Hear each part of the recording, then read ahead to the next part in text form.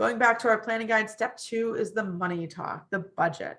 The budget is the hardest thing. The dollar amounts are not small. Doing a kitchen for $5,000 or less is very unlikely, and unless it's an extremely small kitchen, and you're using builder grade materials.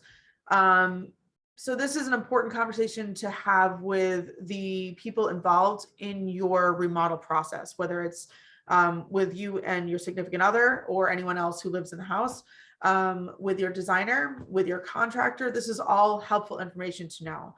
Your designer wants to know because we want to make sure that we're putting you in the right line. If you're looking for white cabinets, we have them available in every single line that we sell. A white shaker door is very popular, but we have the lines go from builder grade to entry level to mid-level with some customization to fully customizable lines. So the benefits, features, and expense is going to vary a lot within those. So we want to make sure that you're in the right spot. So how do you figure out your budget? It's recommended to do a calculator. Our Master Brands, the parent company for Kemper and Decor, which we have in our showrooms, has a budget calculator right here on their website. Pretty cool. And the general rule of thumb is that take your home value, do a 15%, and that's your budget. So, you know, a $350,000 home, 15%, your budget is $52,500. Now they automatically break it down similar to our percentages here. You can ebb and flow that, but this is about what it should be. So the two biggest expenses you're going to have are your cabinetry and your contractor. Now the cabinetry is going to be a permanent fixture in the kitchen, and to change out one cabinet in 5 years means you're probably going to have to change out multiple things, if not the whole kitchen. So that's the thing that you want to make sure is good construction, good quality, and will last you long term. So that's the biggest expense that you have.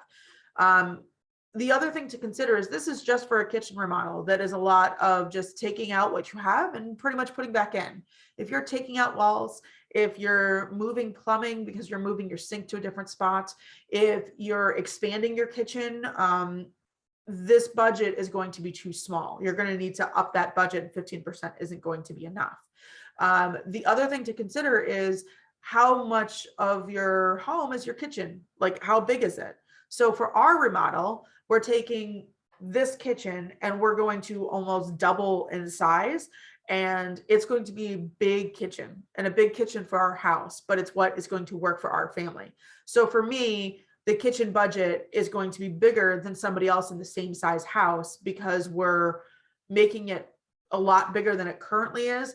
And we're also going to be moving walls. We're moving the kitchen, so we need to move plumbing. So our budget is going to be expensive, but it's because we're doing more than just a normal kitchen remodel. So those are all things to take into consideration. The other thing that we talk about on our planning guide is to add your overage. So on any project, there's always going to be something that comes up unexpectedly. Maybe it goes wrong because you found something hiding in the walls, or maybe it's that as you're looking at things, you find this appliance that you really need this add-on feature, or as you're looking at cabinets is you fall in love with something that is a more expensive wood than the, you know, so you want to be able to pay for that extra upgrade because you fell in love with it and you really want to have that. Most of that overage is for unexpected costs that will come up during the actual breakdown and installation. For my house, I'm going to plan about 15% because it's a very big project. As I said, we're not just taking out the current kitchen and putting a new one in. So I know that because we're moving the kitchen and we're in a space that wasn't previously used for that purpose, the likelihood that we'll find more things that we didn't plan for is pretty good.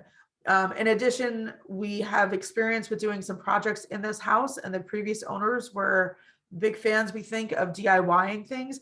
And unfortunately with the DIY, we've had some unexpected overages in previous projects, and I expect to find the same in this project, that just we will have to make up for things that were not done correctly the first time. Along with that, we have on our planning guide here talking about financing. And this is something that is not talked about a lot when it comes to home remodel projects.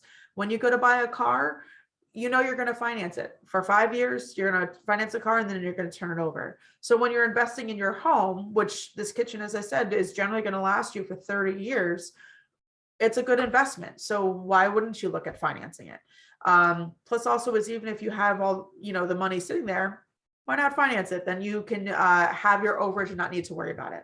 There's a lot of options. One great option that we offer through Capital is Finance by Cambria. So the great thing about this is if you're putting Cambria anywhere in your project, your kitchen, your bath, they will offer this financing to you up to $75,000. And that is for anything that you buy at Capital.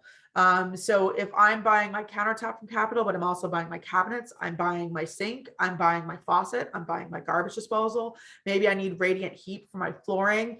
I need to move my plumbing. So I have a lot of plumbing parts and pieces. I'm adding in gas line. Any of those things, the lighting that we offer, the under cabinet lighting, the pendant lighting, if it's bought through Capital and you're using this financing, you can finance that at the same time. The great thing about the Cambria financing is it's not a home equity line. So it doesn't have to go through that extensive process that you do with the bank to get a home equity line of credit. There's a couple different options, and talk with one of the folks in the showroom, or you can call them directly to discuss the various options. But it's a great way to be able to get the project that you're looking for without needing to finance it upfront, to be able to stretch it out either for a short term or for a longer term, whatever works for you.